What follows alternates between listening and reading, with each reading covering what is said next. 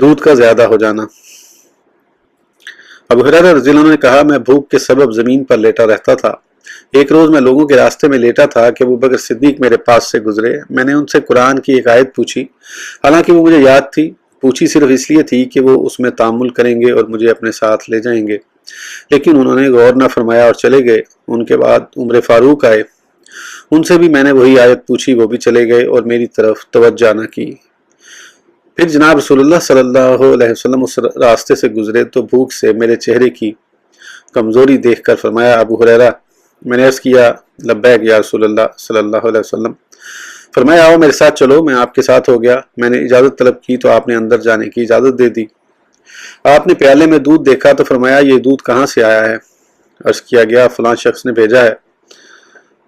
فرمایا، اے ابا ہریرہ۔ میں نے عرض کیا، حاضر ہوں یا رسول اللہ صلی اللہ علیہ وسلم۔